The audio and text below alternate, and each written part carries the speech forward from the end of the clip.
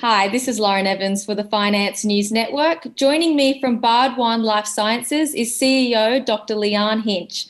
Leearne, welcome to FNN. It's nice to meet you. Thanks, Lauren. It's lovely to meet you as well. It's great to have you on board. First up, can you start with an introduction to the company? So BARD1 is a cancer diagnostics company. We are focused on early detection of cancer when we can make a real difference to people's lives. There are screening tests available for some cancers, such as breast cancer. There's mammography. But for other cancers like ovarian cancer, there isn't any screening tests available at all.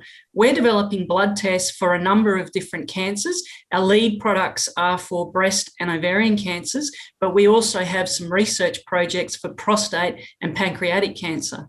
The problem today is essentially that although screening tests exist for some of these cancers, there are still very high false positives or insufficient sensitivity for early stage cancer. That's stage 1 and 2 before symptoms have actually appeared. As an example, with ovarian cancer, given that there isn't any screening test available, by the time that a patient has symptoms, they're in what's called stages 3 and 4, which means that they then see a doctor and they're being essentially diagnosed at a late stage, which unfortunately there's often metastases to other areas of the body, which results in a very poor prognosis.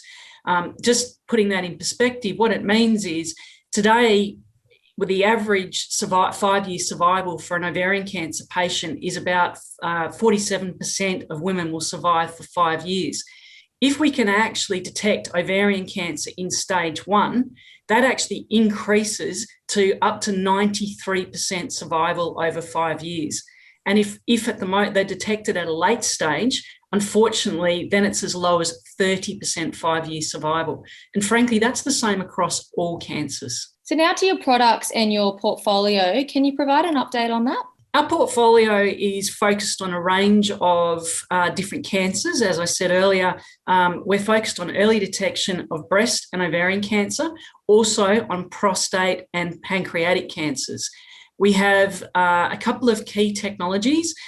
We have the sub-B2M based tests, which detect a sugar that's only found in cancers, and that's the current test that we're focused on getting to market in 2023, which are our breast and ovarian cancer tests.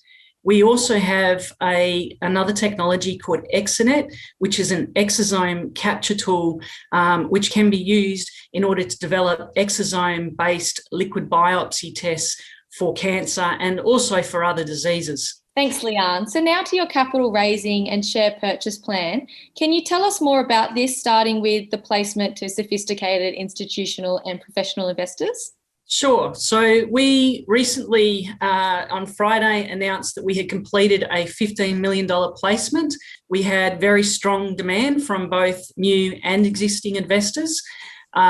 Essentially, the proceeds will be used to fund the development and commercialisation of our lead sub-B2M tests for ovarian and breast cancers, as well as supporting the ongoing commercialisation of our EXO-NET product portfolio. And can you tell us more about the share purchase plan? So the share purchase plan, we're looking to raise a further $2 million, where we have enabled existing shareholders to participate in that raise and on the same terms as the placement.